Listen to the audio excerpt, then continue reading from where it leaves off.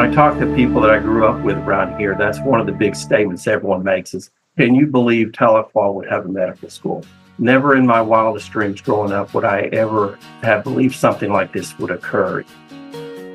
Hello, everyone, and welcome to Crazy Good Turns, the podcast that recognizes and celebrates people who do great things for others. I'm your host, Frank Blake, and in this episode, we're going to take you on a journey to the capital of the Cherokee Nation, and there we'll introduce you to a groundbreaking new school. In a small town called Tahlequah, located in northeast Oklahoma, you'll find the first ever College of Medicine affiliated with a Native American tribe. The Oklahoma State University College of Osteopathic Medicine at the Cherokee Nation opened its doors 5 years ago. The school is addressing a huge need. They specialize in preparing physicians to work in rural or tribal communities. That's important because nationwide we have a shortage of doctors, and that need is especially true in rural areas and in the state of Oklahoma. In fact, Oklahoma ranks 46th in the number of primary care doctors per capita. There are also very few doctors with a tribal background.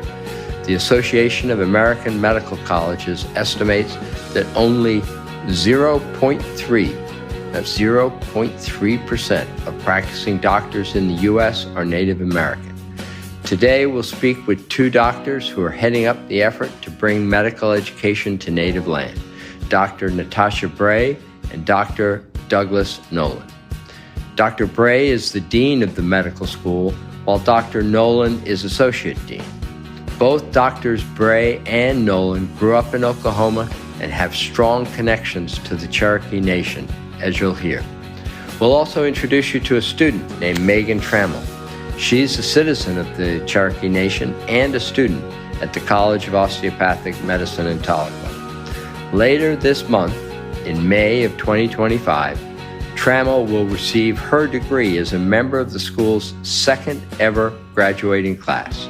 She'll talk about her experience at the school and what her plans are now that she's a doctor. We'll start our conversation with Drs. Bray and Nolan and then speak with Megan Trammell a little later in the interview. Please enjoy our conversation with members of this exciting new school. So I'll be honest, there are so many things I want to talk to you about. We as a country open up so few new medical schools. So that on its own would be an extraordinary thing that you have accomplished. I also understand you opened your doors in the middle of the pandemic. So that probably is its own series of dramatic stories. But obviously, what I'd really like to talk to you about is you have a really first of, if not one of the only medical school of its kind that's aligned with Cherokee Nation. And I'd love, just as a start, if you each would give a few words on what our listeners should know about why it was important to establish such a medical school aligned with the Cherokee Nation and why you were drawn to it. So Oklahoma has a physician shortage, and if we look at where physicians are located for practice, they're located primarily in Tulsa or Oklahoma City. So we know that we don't have enough physicians serving our rural and tribal communities across the state. And when we look at the mission of Oklahoma State University's College of Osteopathic Medicine, the mission is to train primary care physicians for Oklahoma's rural and underserved communities. So that aligned perfectly with the Cherokee Nation's need and desire to have physicians to serve their community. My story is a little bit different. I grew up in Tahlequah, Oklahoma. This is hometown for me. And after graduating from residency, I decided to return here to work and working with the Indian Health Service. And Tahlequah, for our listeners, is it fair to call it the capital of Cherokee Nation? How would you describe it? And first, did I pronounce it right? No, you pronounced it correct. It is the capital of the Cherokee Nation. Yes. Which happens to be the largest tribal nation in the United States. But that was home for me. So I was returning home, but the question I kept getting asked was, why would you go to work for Indian Health Service? So as I returned and started working, I was seeing friends, I was seeing family, and it worked out well. And then later, we started accepting students from Oklahoma State College of Osteopathic Medicine working here. And it ended up being a great relationship. And as we've done that, a lot of the students that came through ended up eventually working for Cherokee Nation. And so it ended up being just a wonderful partnership. And then others saw the benefit of taking care of Native Americans. How big is Tahlequah? How big a town or city is it? The town itself is about 17,000. So it's not a very large town. We have a lot of people that live in the rural community. And with the rural community, it would maybe increase to about 50,000. Now, when you look at the reservation's a little bit different. It covers about a 7,000 square mile area in northeastern Oklahoma. So the Cherokee Nation is larger than that, but Tahlequah is very small. It's about 17,000 people. And of the 17,000, how many are Cherokees? That's a great question. I would say probably about 40%, but that is just the percent that's off the top of my head. As you were starting the medical school, one of the things that would occur to me is a question of, are you going to be able to attract students to live in Tahlequah, Oklahoma? Dr. Bray, was that a issue as at the start of this, or did you know you'd have demand?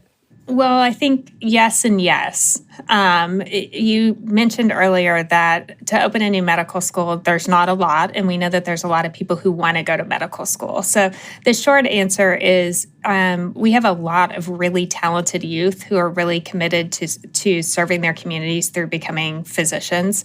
And so we knew we'd be able to pull on that. But then the question becomes, are they actually going to want to be in Tahlequah? Do they want to be in a rural environment? Do they want to work with the Native American population? Is this really aligned to what their true mission and goals are?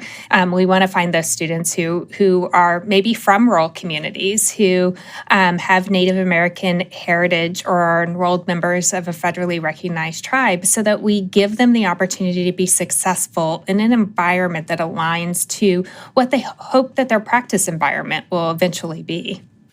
And Dr. Nolan, you could probably speak to this since you returned to Tahlequah. You're exactly right. It's that's always been the question. How do you draw physicians to the rural area? And we've had several communities around here where now, a student may not have to live the Tahlequah area. We've had several residents that came through and students who came through from a town called Westville, which is about 40 miles northeast of Tahlequah. It's on the Cherokee Reservation. It's a town of about 3,500 people. And we've had about 4 students that I can think of off the top of my head that have come to medical school here, are now in residency. Some of them later went on. They came through the Tulsa campus, did residency here in Tahlequah, and are now working for the Cherokee Nation. So basically, they're like my story. They returned home. Can I ask, why did you decide to return home? Because I'm sure many, many different places you could have gone. That's a great question.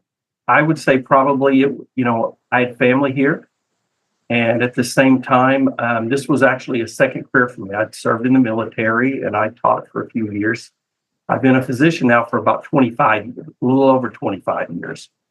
I was just returning home. From a rural area, wanted to work in a rural area, and returning home, and it's been such a great experience. What are some of the challenges that Indian reservations in particular pose, both medically and otherwise? Right. Much of it's the recruitment. There's a lot of differences depending on where which tribal nation you're looking at or which Indian health service that you'd work for, because finances. It's very expensive to run a health system. And if you look at the amount of money that they're provided from the government to provide the health care, it's very limited. And so as they work now, many of the tribal nations now, they bill just as other insurances would to help supplement that, but they turn everything back into providing the health care for their citizens. We take care of all tribal nations. It doesn't matter what your heritage is, or whether it's with the Choctaws, Chickasaws, whatever tribal nation. If you show up, they're going to provide the care. Over the years, there's always been a stigma, but we've done wonders to overcome that. I think now, hopefully, through the work that we've done, we've provided the experience. The students are getting exposed to that, And now we're having a much easier time being able to recruit because the patients are wonderful and the ability to provide overall healthcare, quality healthcare is very rewarding. I think what I would add to that is if we look at the overall wellness of the community, the tribal nations that through their self-governance and sovereignty process take very seriously the care for the health and well-being of their communities, and they've deeply invested in that. And we're beginning to see the rewards from that. The infrastructure to actually provide wraparound health services to patients is outstanding, and I would argue probably better than it is outside of IHS or tribally operated healthcare systems. And part of that is because it's been placed as a priority. It's a cultural priority to take care of the people who are members of your community and to take care of the elders. And you see that reflected in the healthcare system. So what that means on our side is that's a great place to train future physicians, being able to have them interact with patients who are willing to engage with learners, who are willing to share their stories, their different approaches to health and wellness and what that means to them as an individual and to their family and community, allows our students to really have an understanding of what outside of just a disease process impacts the health and wellness of that individual. And I think, we can talk about everything from transportation and how we get to doctor's appointments to disruption to work and school days by having to sit in a waiting room to some of the challenges with costs of expensive medications or the lack of access to care because specialists are only located in large cities and academic healthcare centers. So understanding how we begin to partner with our patients and support them in their journeys to health becomes really important. And the students that are here get to see that. They get to live it. They're part of the community. So it very much is real. Now, I know you've only had one graduating class so far. Do you expect that most of your students will practice on the reservation or will they go elsewhere? Do you think this experience is going to draw them to medicine in rural areas or how do you think that's going to work out over time? So I'm going to say yes, and that's our hope, and that's our investment is we want to take people who are from rural and tribal communities, train them in rural and tribal communities, and keep them for practice. But as an educator, my goal is to support students in their service, whatever that looks like. So we want to mentor them towards careers in primary care with our tribal nations and with our rural communities and other underserved populations. But we want to give them the knowledge and skills to be successful no matter what specialty they choose to pursue and whether they stay in Oklahoma or they end up in a large urban environment. We want them to be successful because we know that patients need access to care everywhere in the United States. This is a tribally aligned medical school. What does that actually mean? Do you have somebody on your board who represents the tribes? Do you have special, how does that work out in practice? So we have a, what might be said a complex relationship because we are aligned with the Cherokee Nation, but we're also a state university system. So we are located on tribal land. Our medical school was built by the Cherokee Nation for us, and we technically lease the inside of the building. It was tribal money that built this medical school. And I think that really demonstrates their commitment to the partnership in the success that we've had so far. The faculty and staff are OSU employees, and we use the normal OSU application and admission process for medical school. So you begin to see where these overlaps are. Yeah. The facility itself is beautiful. When you walk into our facility, there is over 200 pieces of art from Cherokee artists. All of our signs are in both English as well as syllabary, so the Cherokee language. And all of those are purposeful in setting the stage that healthcare looks different for people from different communities. So it allows us to have conversations about what is the approach to health? How do we begin to think about health? What is the intersection between Western medicine and traditional healing practices?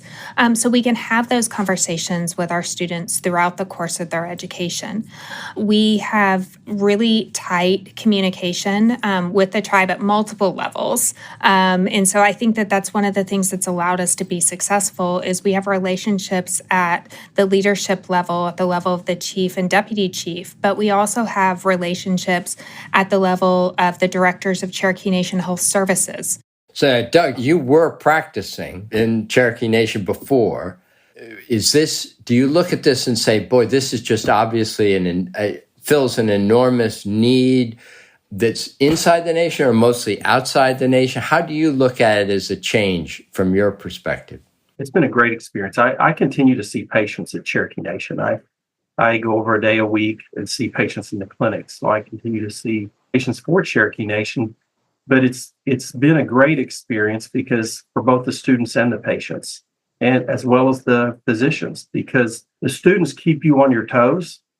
You have to stay up to date as they ask questions and as they see things. The patients enjoy it because they feel like they're part of the student's education. And then the students learn by interacting with the patients. So it's really a win for everyone. And what we're also doing is, unfortunately, there's a high burden of pathology within the Native American community, especially when you look at diabetes and other disease processes. The students actually learn a lot through those, dealing hands-on with the patients. And so patients are good in that they don't mind sharing their experience and talking about their story. They actually like it a lot, but as a physician, it keeps you on your toes when you're talking to students because things change with time. So it works very well. So the needs for doctors in rural areas of the country, it's an enormous need generally. Is there something unique about the needs within the tribal community, or is it largely the same as you'd see in the needs with any rural area? I think the needs are similar. There is some difference because you're only seeing, Native Americans, but at the same time, you're in the rural community. You don't have as much access as Dr. Bray mentioned to some of the specialists. So you have to sometimes work things up a little bit further than you might have to if you were in a larger urban area. But at the same time, there are more obstacles because with the travel, maybe not as many specialists and other things that you may have in a larger urban area. But at the same time, it's a very rewarding experience to be able to deal with people because as you're downtown or maybe you're shopping or you're at some of the ball games, you often run into your patients. You can't hide like you are in the urban areas. There's been a number of times you're someplace and someone says, "Hey, doc, can I ask you a question?" Yeah. And you can't hide like you can in the urban area. So it does take a special person who's willing to say, I want to know my patients on that more personable level. And how many tribal citizens are there in the area? The Cherokee Nation, I think, is about 400,000 patients. Okay. 400,000 citizens all over. That's nationwide. On the reservation, I'm not exactly sure. I want to say about 150,000. Dr. Bray, you may know that number. I'm not. That's the number that I've seen most recently. And is that incredibly dispersed?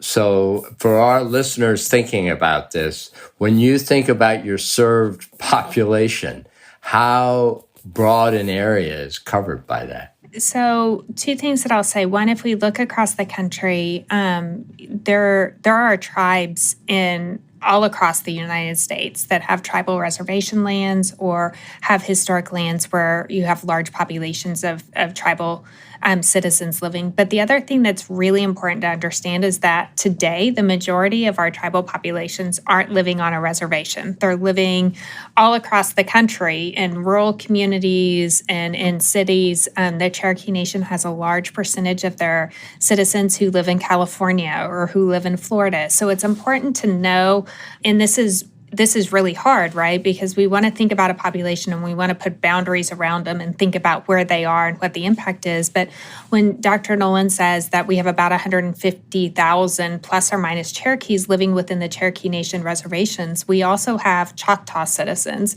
and Chickasaw citizens in Muskogee Creek and Osage and Pawnee. So we have lots of tribal citizens that are living in the community that are going to access healthcare through the Cherokee Nation Health Services. In the United States, most of your Native Americans are going to seek care in our community-based facilities. Now, we do have a lot of tribally operated healthcare systems. We have facilities that are operated by Indian Health Services, and then we have urban Indian clinics that all kind of fall under the umbrella of how Native Americans obtain their health. So I think when we're thinking about it, it's really nice to think, okay, well, we have a group of Native Americans who are living on a tribal reservation and we're providing healthcare services to them. But when we actually realize the complexity of the healthcare needs of our neighbors, of our community members across the United States, it begins to be a lot more meaningful and a lot more in-depth to kind of understand the complexity of where this care is happening. Dr. Nolan, you're the associate dean that's got direct responsibility for tribal affairs. What does that mean on a sort of practical day-to-day basis? What that actually means is my job is to develop a relationship with the tribal nations. I meet with various tribes around the state and actually just visit with them about how we can work with them. How can we partner? Because not only to allow for an improved recruitment by getting students to be able to rotate with them, but we want to actually be able to serve the different tribal nations. So are there services that we can provide to them to work with them as true partners? And it's actually been very rewarding. We've partnered with, the last number I saw was, I think, 24 different tribal health systems across the state to be able to allow our students to rotate within those areas. We want to be able to share those experiences with our students to get a firsthand experience on working within those health systems, and also allow the different tribal nations and Indian Health Service clinics to be able to have an opportunity to recruit physicians for the future. Now, you're coming up on the 5th year of the medical school being in existence, coming up on your second graduating class. Ask again to both of you, if you're looking back, what's the biggest surprise over the last 5 years? The positive surprise I have seen is how talented and dedicated our students are.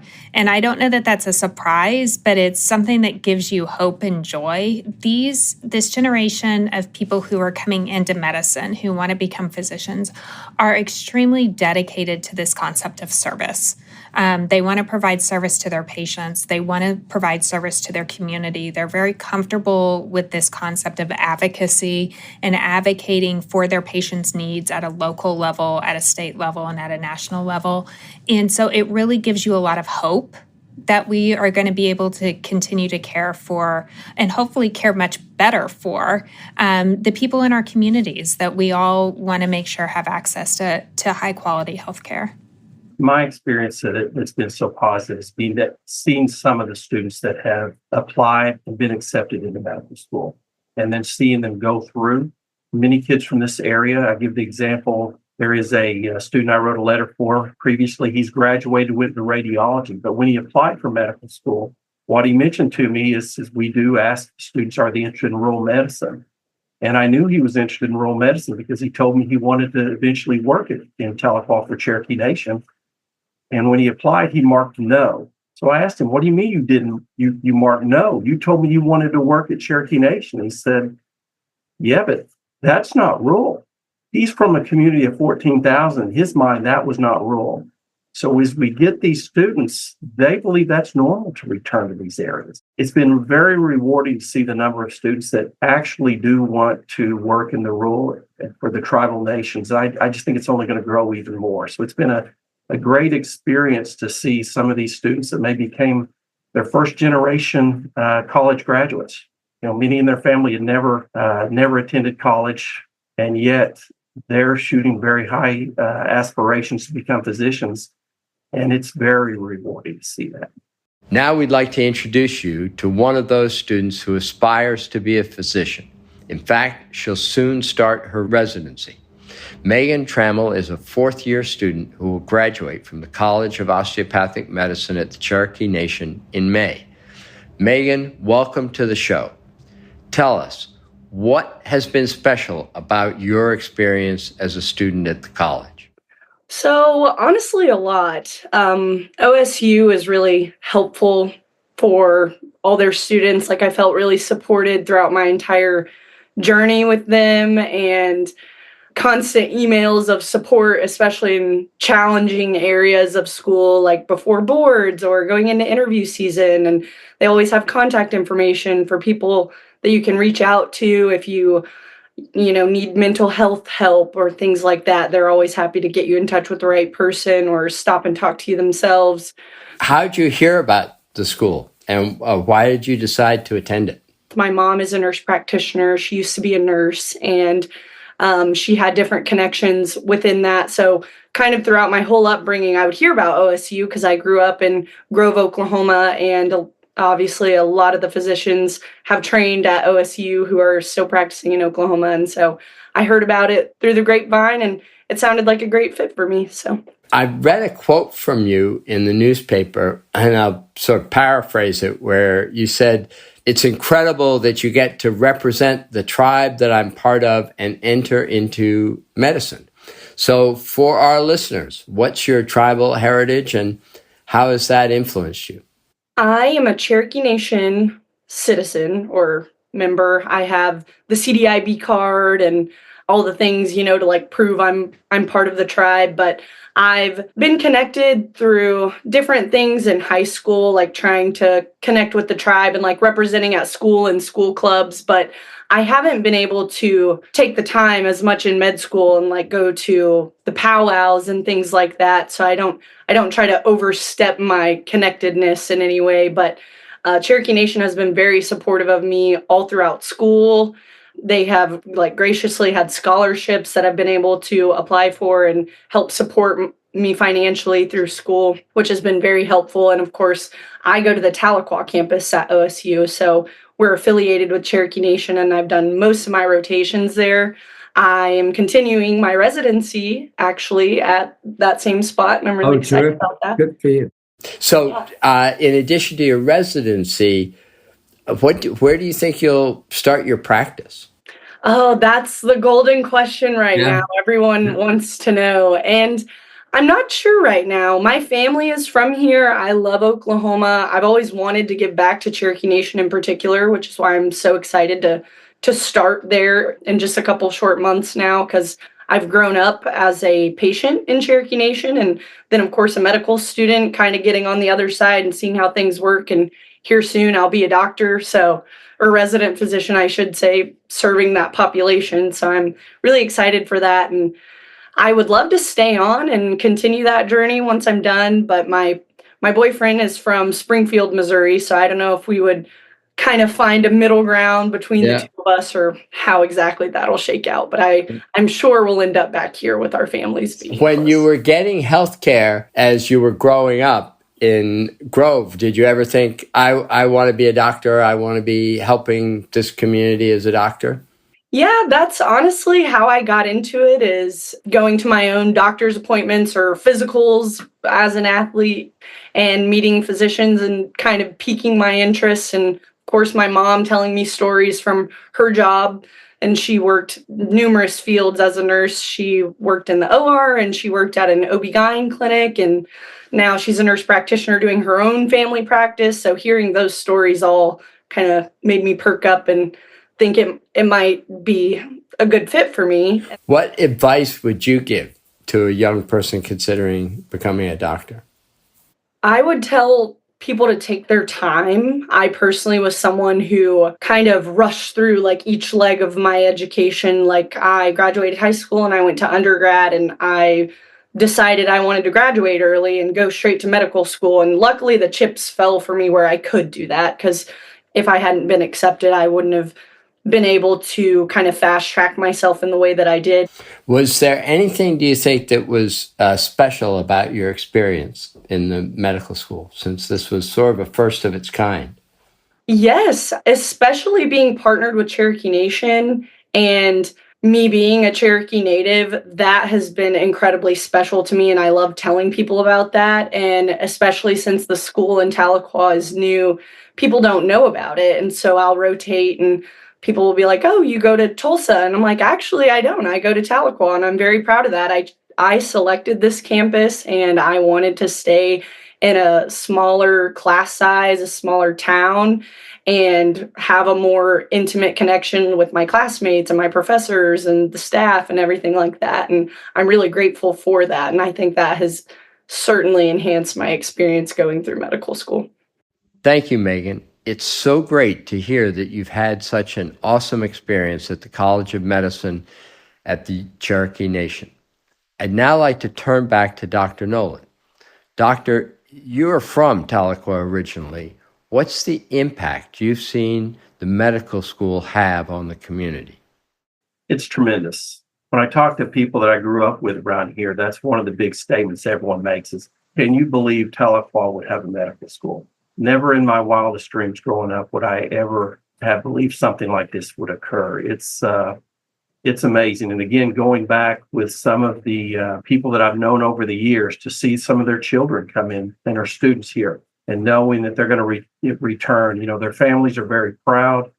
And then we have a lot of people who are they're now discussing the careers with their children, their grandchildren.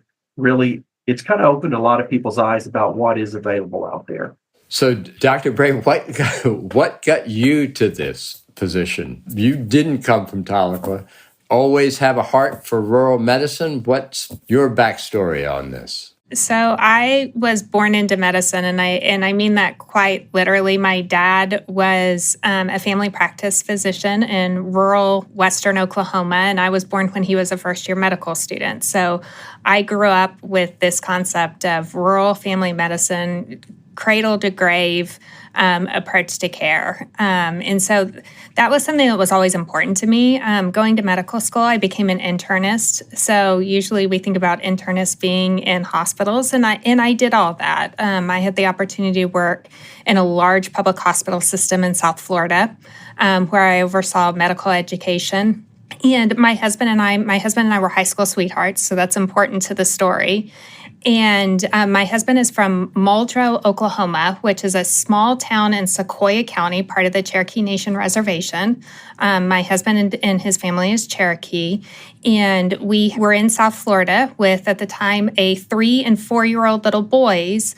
And we really wanted to come home. That had been important to us. And so when the opportunity to come back to Oklahoma presented itself, we very quickly accepted it and moved back to Oklahoma. And I just feel very lucky to have the opportunity to work with an outstanding team of medical educators and of community support, and hopefully be able to train the next generation of physicians who are going to serve the communities where I live and where my children live and where my parents and my husband's parents and grandparents all still are. So I just feel very lucky to be here.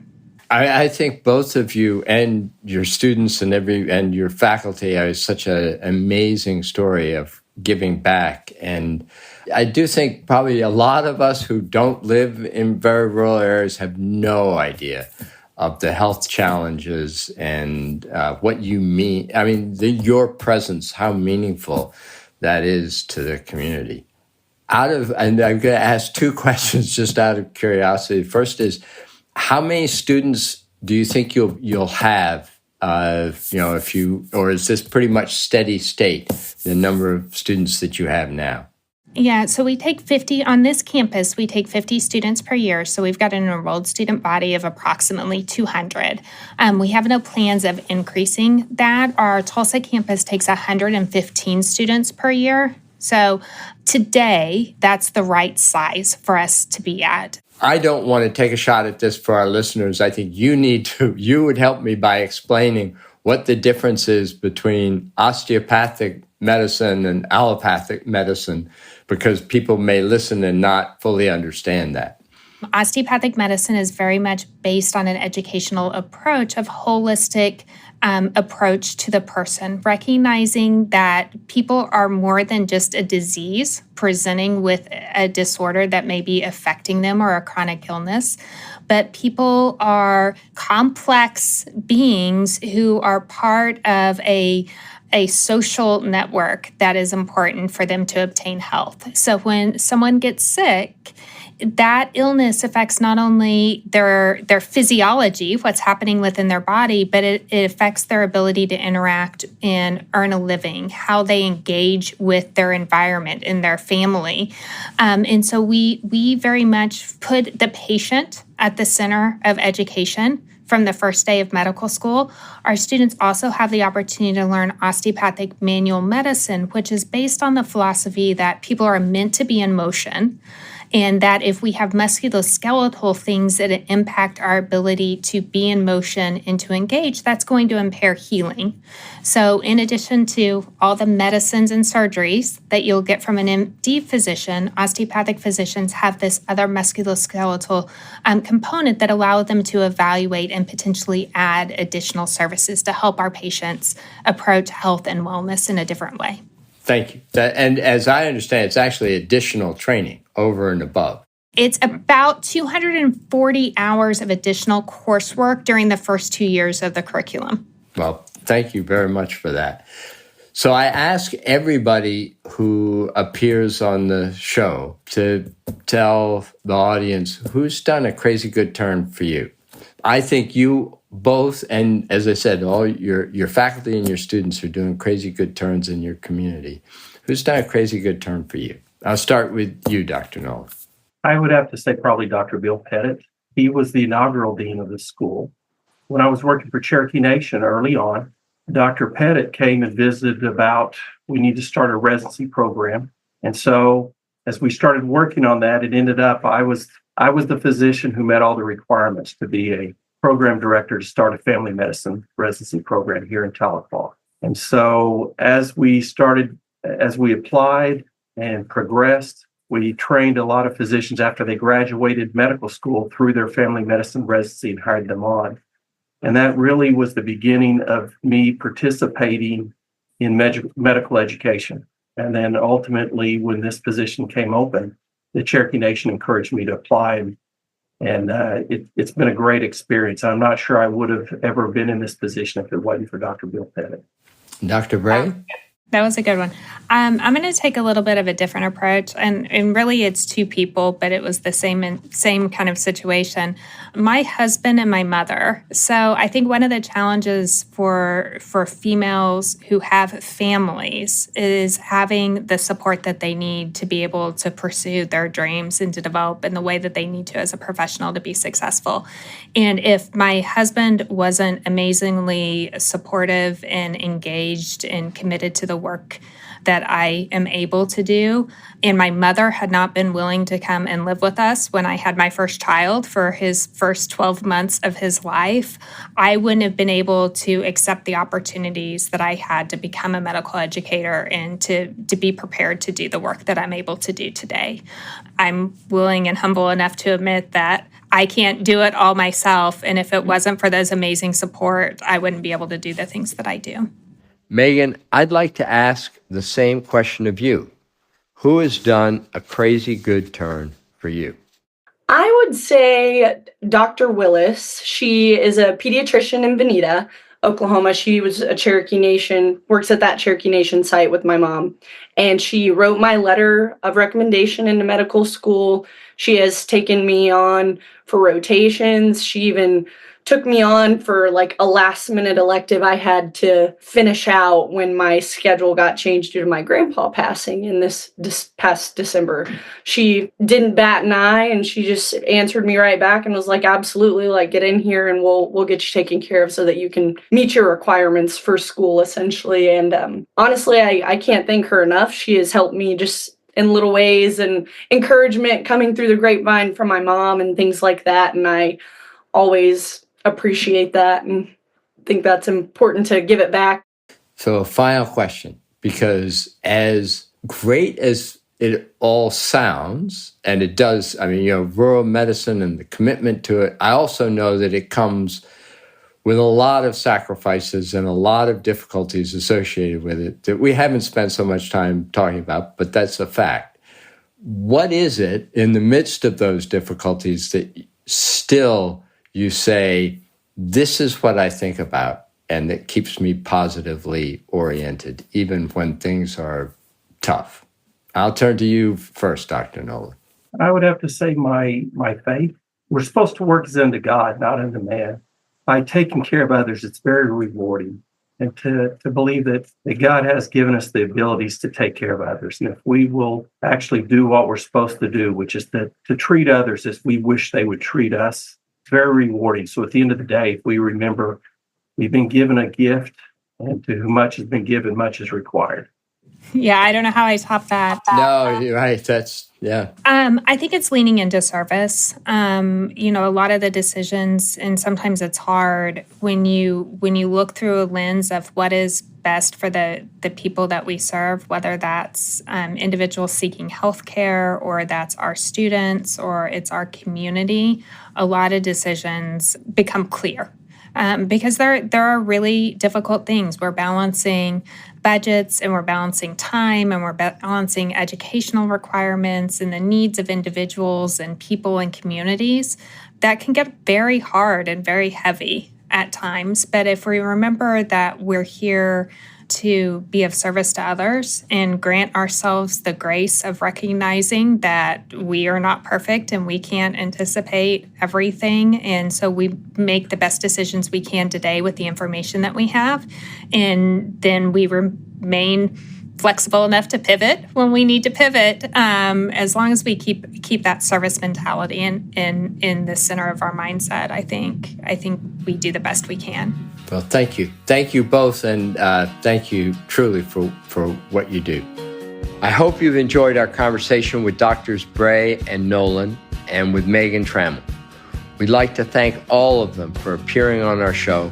You can connect with Dr. Bray on Twitter at Dr-Bray, that's D-R-B-R-A-Y, and follow the medical school at OSU Medicine. We appreciate your listening. If you like what you've heard, please share Crazy Good Turns with friends. Also, please support our show by subscribing on Apple Podcasts, Spotify, or the podcasting platform of your choice. Connect with us on the social network of your choice as well, and you'll find us at Crazy Good Turns, all one word. We welcome your suggestions for people to feature on our show. If you know someone who's doing something great for others, please let us know by emailing us at hello@crazygoodturns.org. That's hello@crazygoodturns.org. As always, I want to thank the team that makes Crazy Good Turns possible. Our producers, Brian Sabin and Megan Hanlon. Editing and mixing by Score, and Leslie Nunn for keeping this operation going forward. Lastly, I want to express my gratitude to you, our listeners, for being part of a community that celebrates people who do good things for others. Your giving of your time to listen to these interviews and acknowledge these good deeds is a crazy good turn of its own. Thank you for your help, and I hope to see you again soon in our next episode when we celebrate another crazy good turn.